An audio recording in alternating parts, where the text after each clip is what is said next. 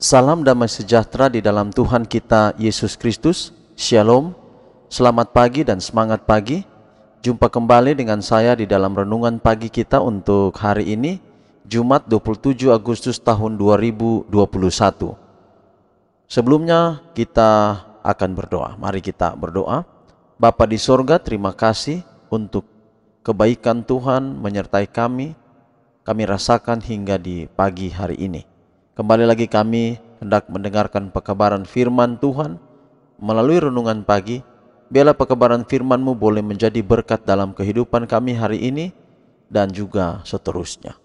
Mampukan kami untuk menghidupkan firman Tuhan, agar setiap hari kami boleh menikmati kehidupan bersama dengan Tuhan dan boleh merasakan berkat-berkat Tuhan. Inilah doa kami Bapa, terpujilah nama Tuhan. Dalam nama Yesus kami telah berdoa. Amin. Sekali lagi renungan pagi kita Jumat 27 Agustus 2021 pada pagi hari ini dengan judul Kita Memikul Salib dan Menyangkal Diri. Kita memikul salib dan menyangkal diri. Dan ayat inti kita untuk hari ini Galatia 2 ayat 20. Namun aku hidup, tetapi bukan lagi aku sendiri yang hidup, melainkan Kristus yang hidup di dalam aku. Dan hidupku yang kuhidupi sekarang di dalam daging adalah hidup oleh iman dalam Anak Allah yang telah mengasihi aku dan menyerahkan dirinya untuk aku. Sekali lagi Galatia 2 ayat 20. Namun aku hidup, tetapi bukan lagi aku sendiri yang hidup, melainkan Kristus yang hidup di dalam aku. Dan hidupku yang kuhidupi sekarang di dalam daging adalah hidup oleh iman dalam Anak Allah yang telah mengasihi aku dan menyerahkan dirinya untuk aku. Kristus disalibkan untuk manusia yang telah jatuh. Tetapi bagi banyak orang yang menyebut diri mereka Kristen, peristiwa ini tidak ada. Dalam prakteknya, mereka menyangkal salib Kristus. Mereka mengakui bahwa Kristus mati di kayu salib, tetapi karena ada penyaliban yang harus mereka alami, mereka tidak akan menerima pelajaran yang mengarah pada penyangkalan diri dan pengorbanan diri.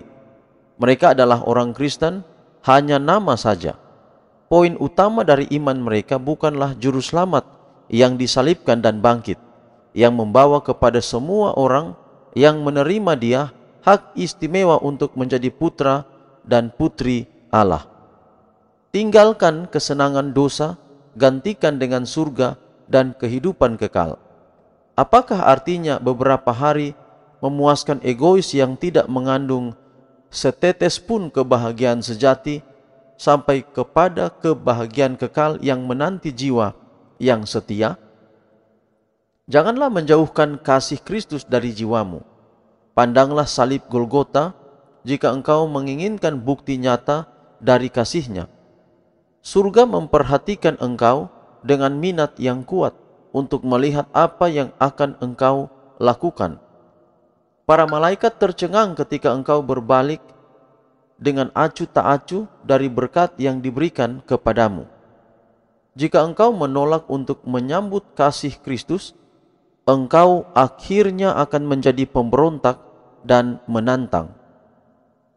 Paulus menyadari bahwa kecukupannya bukan pada dirinya sendiri, tetapi dalam kehadiran Roh Kudus yang berpengaruh, yang pengaruhnya yang penuh kasih memenuhi hatinya, membawa setiap pemikiran untuk tunduk kepada Kristus.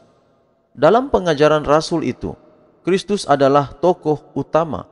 Aku hidup, katanya, tetapi bukan aku, melainkan Kristus yang hidup di dalam aku. Diri tersembunyi, Kristus dinyatakan dan ditinggikan. Orang-orang yang menyangkal diri untuk melakukan kebaikan bagi orang lain dan yang mengabdikan diri serta semua yang mereka miliki untuk pelayanan Kristus akan menyadari kebahagiaan yang dicari oleh orang-orang yang egois dengan sia-sia. Jadi saudara, menjadi pengikut Yesus, menjadi putra dan putri Allah, menjadi pengikut Yesus yang setia, tidak hanya memikul salib, tetapi menyangkal diri. Memang memikul salib adalah akibat atau tujuan akhir daripada menyangkal diri. Atau seseorang yang menyangkal diri artinya dia memikul salib. Tidak mungkin orang yang tidak menyangkal diri kemudian mau memikul salib. Mengikut Yesus perlu penyangkalan diri. Apa yang dimaksud dengan menyangkal diri? Orang-orang yang menyangkal diri untuk melakukan kebaikan bagi orang lain dan yang mengabdikan diri serta semua yang mereka miliki untuk pelayanan Kristus.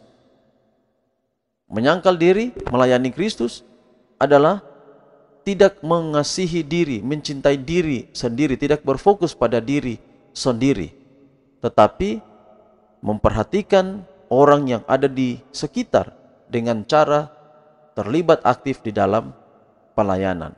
Jadi itu artinya dari menyangkal diri. Hari ini saudara, kita bisa merenungkan kasih Tuhan kepada kita. Kepercayaan atau hal apa yang Tuhan percayakan kepada kita, karunia apa yang kita miliki, talenta apa yang kita miliki, kepunyaan apa yang kita miliki sekarang. Kita telah pelajari pada renungan kita yang lalu bahwa semua itu adalah milik Tuhan. Kita hanya dipercayakan, dititipkan untuk sementara. Walau itu hanya sementara, kita juga dituntut untuk mengembangkan apa yang Tuhan karuniakan kepada kita. Tidak boleh kita sembunyi, simpan, tetapi kita kembangkan sehingga karunia, talenta apa yang ada pada kita berkembang, lalu kemudian itu dapat digunakan untuk pekerjaan pelayanan di atas dunia ini. Bukan berarti Allah tidak memiliki segalanya untuk menunjang pekerjaannya di dunia ini.